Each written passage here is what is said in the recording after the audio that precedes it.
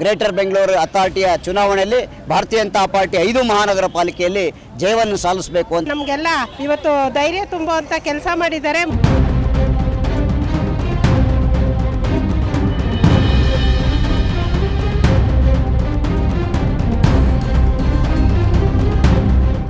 ಮಂಜುನಾಥ, ಬೆಂಗಳೂರು ಮಹಾನಗರ ಮಾಜಿ ನಗರ ಪಾಲಿಕೆ ಸದಸ್ಯ, ಬೆಂಗಳೂರು ಕೇಂದ್ರ ಜಿಲ್ಲೆ ಉಪಾಧ್ಯಕ್ಷ. ಮೊದಲನೇದಲ್ಲಿ ಇಡೀ ದೇಶದ ಜನಕ್ಕೆ ಅಭಿನಂದನೆಗಳನ್ನು ಸಲ್ಲಿಸುವಂಥ ದಿನ.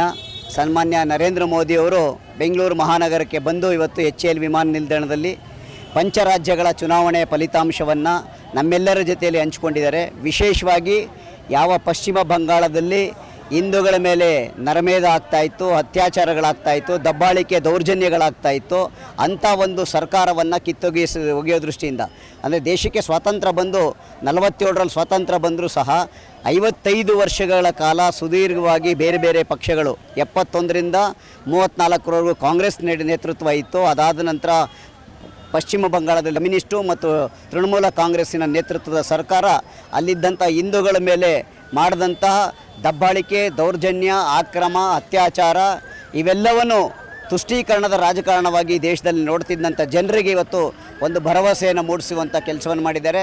ಸನ್ಮಾನ್ಯ ನರೇಂದ್ರ ಮೋದಿಯವರು ಮೊನ್ನೆ ಯಾವ ಚುನಾವಣೆಯ ಫಲಿತಾಂಶ ಬಂದ ನಂತರ ದೆಹಲಿಯ ಭಾರತೀಯ ಜನತಾ ಪಾರ್ಟಿಯ ಕೇಂದ್ರ ಕಚೇರಿಯಲ್ಲಿ ನಿಂತು 3 ಸಂಗತಿಗಳನ್ನು 3 ಸ್ತಂಭಗಳ ಬಗ್ಗೆ ಮಾತಾಡಿದ್ದಾರೆ. ಅದು ಈ ದೇಶದ ಸಾಂಸ್ಕೃತಿಕ ರಾಷ್ಟ್ರವಾದಕ್ಕೆ ಒಂದು ಕನ್ನಡಿಯ ರೀತಿಯಲ್ಲಿತ್ತು. ಅದು ಅಂತೇಳಿದ್ರೆ ಅಂಗ, ಭಂಗ, ಕಳಿಂಗ ಈ 3 ನಮ್ಮ ದೇಶದ ಸಂಸ್ಕೃತಿ, ವ್ಯಾಪಾರ ಮತ್ತು ಧರ್ಮದ ಆಧಾರದ ಮೇಲೆ ಈ ದೇಶವನ್ನು ಕಟ್ಟಬೇಕು ಅಂತೇಳಿ ಗಂಗೋತ್ರಿಯಿಂದ ಹಿಡಿದು ಗಂಗಾಸಾಗರದವರೆಗೂ ನೆಲೆಸಿರುವಂಥ ಈ ಏನು ಸರಹದ್ದಿತ್ತು, ಆ ಸರಹದ್ದಿಗೆ ಇವತ್ತು ಭಾರತೀಯ ಜನತಾ ಪಾರ್ಟಿ ತನ್ನ ಪೂರ್ತಿ ಶಾಸನವನ್ನು ಕೊಡುವ ನಿಟ್ಟಿನಲ್ಲಿ ಮತ್ತೊಮ್ಮೆ ಹಿಂದೂಗಳಿಗೆ ಆತ್ಮಸ್ಥೈರ್ಯವನ್ನು ತುಂಬುವಂಥ ನಿಟ್ಟಿನಲ್ಲಿ ಇವತ್ತು ಸರ್ಕಾರ ರಚನೆಯಾಗಿದೆ. ಸುಭದ್ರವಾದಂಥ ಸರ್ಕಾರ ಅನೇಕ ವರ್ಷಗಳ ಒಂದು ಆಕ್ರಮಣದ ನಂತರ ಇವತ್ತು ಬಾಂಗ್ಲಾದೇಶದ ನುಸುಳುಕೋರರಿರ್ಬೋದು, ಹೊರಗಡೆ ಇದ್ದಂಥ ಅನೇಕರನ್ನು ಹೊರದೋಡಿಸ್ಲಿಕ್ಕೆ ಇದೊಂದು ಅವಕಾಶ ಸಿಕ್ಕಿದೆ. ಅದೇ ವಿಚಾರವನ್ನು ಬೆಂಗಳೂರಿನಲ್ಲಿ ಬಂದು ಬಾಂಗ್ಲಾದೇಶಿಗಳೇನು ವಲಸೆ ಬಂದಿದ್ದಾರೆ ಅವ್ರನ್ನ ಬೆಂಗಳೂರಿನಿಂದ ಆಚೆ ಹಾಕುವಂಥ ಕೆಲಸ ನಮ್ಮೆಲ್ಲ ಭಾರತೀಯ ಜನತಾ ಪಾರ್ಟಿಯ ಕಾರ್ಯಕರ್ತರು ಮಾಡಬೇಕು ಅಂತ ಹೇಳಿ ವಿನಂತಿ ಏನು ಮಾಡ್ತಾಯಿದೆ.